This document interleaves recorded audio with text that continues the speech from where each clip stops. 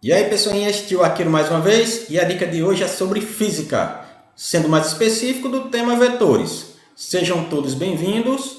Para quem não conhece nossos canais de comunicação, nós temos aí o IG @tioakiro e o @lunascursos e o canal Lunascursos Cursos. Pedimos aí o apoio de vocês, sigam lá nosso canal para que nós possamos disponibilizar cada vez mais conteúdos.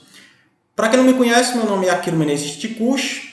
Sou formado em Engenharia Civil em Física, fiz pós-graduação em Física, Matemática e Gestão de Obras. Estou finalizando outro agora, que é em Master BIM Authority, um MBA, já que BIM é uma área que eu também atuo. Sou docente há vários anos já, na disciplina de cálculo, física, resistência de materiais, orçamento, BIM.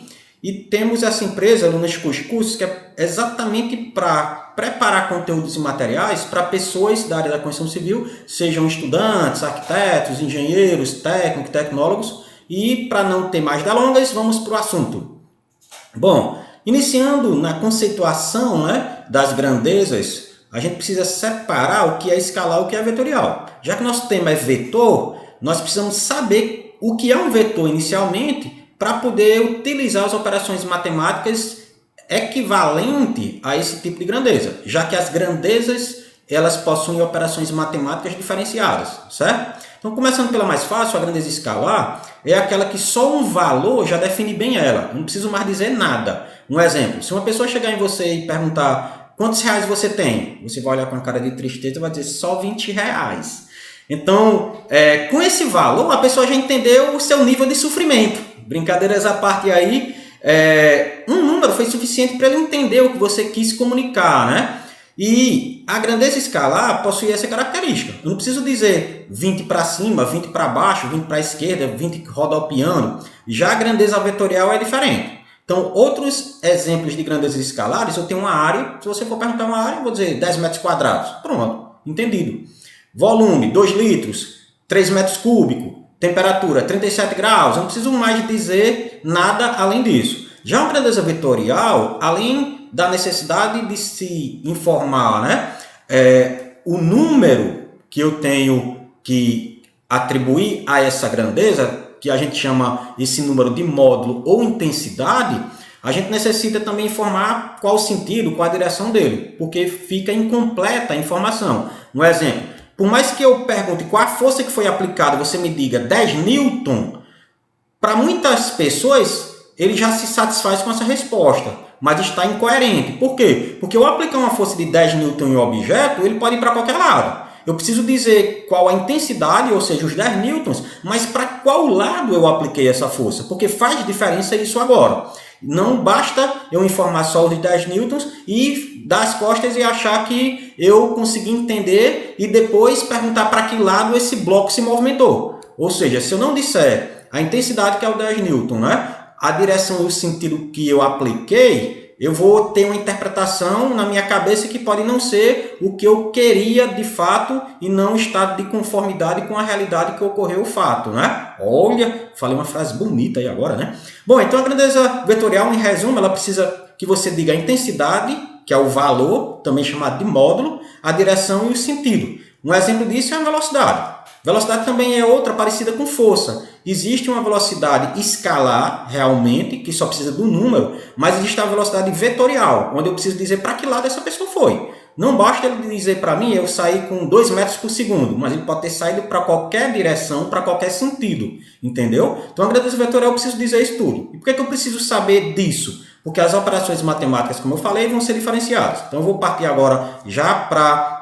os métodos de cálculo de resultante, para vocês verem, e teriam 3 métodos aí tradicionais. Um método geométrico, que é um método bem antigo, onde as pessoas faziam desenhos de vetores em alguns papéis quadriculados, era mais ou menos assim. O método geométrico, você vai fazer uma geometria com eles, eu podia desenhar aqui um vetor para cá, aí depois eu somava com outro vetor. Quando eu pedia para somar todos os vetores, você colocava todos eles numa filinha aqui, ordenada, e depois ligaria o meu ponto de partida para meu ponto de chegada.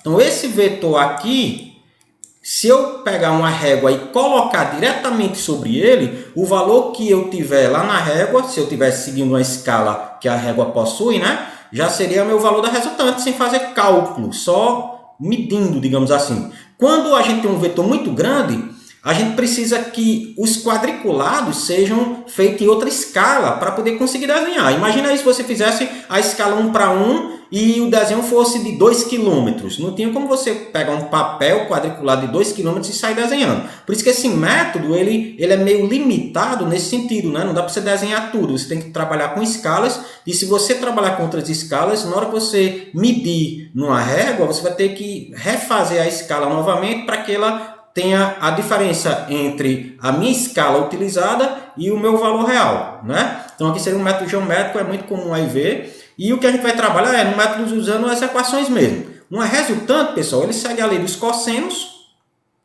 E a diferença é que se o ângulo for 90 graus, pela própria lei aqui e da fórmula dos cossenos, isso daqui vai ter um cosseno de 90 que é zero. Então, esse termo aqui vai ser cancelado e só me sobraria a equação dita como a de Pitágoras, né? Então, se eu quero calcular uma resultante entre dois vetores, basta eu colocar esse ângulo aqui na fórmula, me substituir, né? O U e o W, que estão aqui, ó, o U e o W, que seriam os módulos desses dois vetores, o valor deles numérico, e jogando essa equação eu teria o resultante, e o resultante ele fica aqui entre os dois, pessoas, não no meio. Muita gente confunde isso também, achando que se esse ângulo for 30 graus, vai ficar 15 para cá e 15 para cá. Na verdade não é. Esse vetor resultante ele vai ficar mais próximo do vetor maior, ele vai ser puxado, digamos aí, né, para o que tiver maior intensidade entre esses dois aí. Vou apagar aqui para não ficar poluído. E a gente vai utilizar a equação, mas de uma forma diferenciada. E outro método é você fazer projeções, como aqui tem mostrando uma, transformar tudo para o eixo perpendicular, porque se você transformar todo mundo para o eixo perpendicular, todos os vetores vão ficar em 90 graus e eu só preciso usar essa fórmula aqui de baixo. Se eu não tiver projeções, eu posso ter dois vetores como são esses dois verdes aqui, com ângulo entre eles, que não é 90 graus, eu vou ter que fazer com a fórmula grandona, beleza? Mas vamos para a prática para vocês verem. Vamos fazer essa de praticação agora.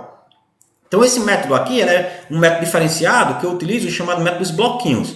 Então imagine que eu tenho esses vetores que já foram definidos nesses sentidos e a gente quer calcular essas operações aqui. O vetor A mais dois vetores B menos um vetor C. Então o que vocês precisam entender é que menos na operação vetorial, como eu falei, é diferente do nossa matemática tradicional, né? Quando eu tenho um vetor negativo, ele nada mais é do que o oposto do que eu tenho, né? Então, se aqui eu tenho um vetor A, ele vai seguir o mesmo sentido que já tem o A. Se eu tenho um vetor B duplicado, ele vai seguir esse mesmo sentido, mas se eu tenho agora um C, ao invés dele ser apontado para a esquerda, ele vai ser apontado para a direita, porque esse menos está me dizendo que eu vou agrupar isso tudo com o inverso do C. Então, o menos, ele simboliza isso. Você vai somar, mas é uma soma negativa. Por isso que alguns livros colocam esse termo aí desta forma aqui, ó.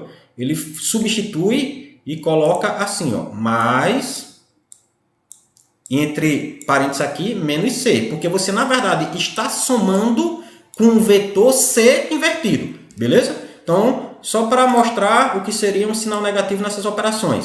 E não é simplesmente substituir aqui. Aqui é um 2, aí aqui vai ser 2 vezes 1, aqui vai ficar 2, mais 2 vezes 1. Não é assim, pessoal. 2 vezes 1, menos 4. E fazer essa conta. Essa conta não é operação vetorial. Essa conta é uma operação de escalar, pessoal. Por isso que a gente tem que saber a diferença, beleza? Mas sem mais delongas, vamos entender como é que funciona. Eu separo cada vetor desse. Então, ó, eu vou separar um vetor A. Blim, blim, blim, blim, blim. Peguei ele. Vou separar dois vetores B. 1, 2, certo? E agora eu vou separar um menos C, que seria esse daqui, só que com o sentido invertido. Feito isso, eu utilizo o método bloquinho. Vou pegar um bloquinho agora, ó, Paranguari, Cotimiri, Ruaro. Apareceu aqui, ó. Aí o poder do Chapolin. E eu vou pegar o que eu quero englobar e somar tudo, que seria essa operação somada toda aqui, e vou jogar no bloquinho. Então eu vou jogar esses 4 que eu peguei da operação, eu vou jogar 2 para cá, vou jogar um em cima, vou jogar o outro, vou jogar agora o 4 e agora eu preciso somar isso tudo. Para que eu consiga somar utilizando as equações, pessoas, aquelas equações só conseguem resolver 2 vetores. Podem olhar que ele tem lá w ao quadrado mais u ao quadrado. Ou seja, eu só consigo fazer par a par de vetores. Então, para que eu consiga utilizar ela, eu tenho que reduzir todo mundo a apenas 2 vetores. E como é que eu reduzo? A operação de vetores ela é feita diretamente quando eu tenho vetores na mesma direção. Então, essa direção aqui seria vertical, eu posso englobar eles dois e eu posso englobar esses dois. Em outras palavras, aí de estudante, né? Eu englobo tudo que estiver em pé, tudo que estiver deitado. Pronto. Como isso daqui tem em pé, né? 2 para baixo, eu posso concluir que ele vai ter uma intensidade de 2 total, né? Porque já que aqui é 2 vetores com valor de 1, ele vai acumular 2 para baixo.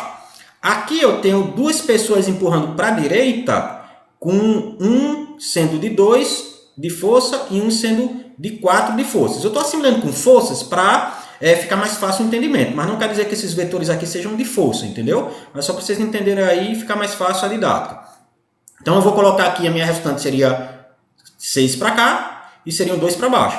Tranquilo, pessoas? Então, feito isso, como é que eu utilizo a equação agora? Você pega esses 2 únicos e joga na equação. Só que para jogar na equação, você agora vai desenhar eles partindo do mesmo princípio do início da gênese, do começo, do start lá da origem. Ah, Kiro, não entendi não. É assim, ó. Você vai olhar uma mesma origem e vai da mesma origem desenhar os dois. Ó. Eu pego essa bolinha vermelha que eu desenhei, vou pegar esse vetor apontando para a direita, saindo dessa origem, e vou pegar esse vetor para baixo de 2, saindo dessa mesma origem. Então, o nosso resultante vai cair aí entre eles. Como eu falei, ele fica mais próximo do 6, beleza? Então, já que eu tenho só 2 vetores agora, eu consigo utilizar a equação de Pitágoras, já que os 2 vetores que eu tenho aí na tela estão entre si fazendo um ângulo de 90 graus.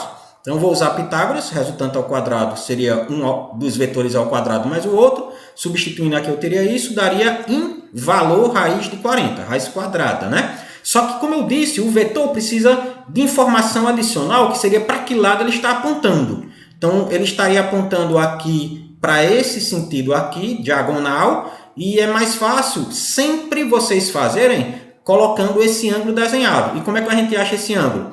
Esse método que eu vou mostrar aqui agora e a fórmula, pessoal, ele sempre vai pegar o ângulo com a horizontal. Então, você pegando a tangente, ó, aqui é um triângulo, a tangente desse ângulo vai ser o valor na vertical, que eu chamo de y, o valor na horizontal, que eu chamo de x. Então, esse valor em pé aqui, ele seria equivalente ao vetor na vertical, que seria 2.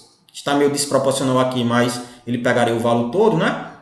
Então, eu pego 2 aqui na horizontal, aqui é o x, na vertical é y, então aqui seria 2 na vertical, aqui seria 6 na horizontal, né? E ficaria assim. Então, eu jogo a tangente para o outro lado, para tirar o arco tangente, já que eu quero o ângulo e não a tangente do ângulo, e daria esse valorzinho. Em resumo, eu tenho o valor em módulo de 40 e esse item aqui de ângulo no valor de 18 graus e 43. Então, se eu desenhar assim, ó, a minha resolução pode ser apresentada vetorialmente assim. Raiz de 40 aqui, apontando para cá,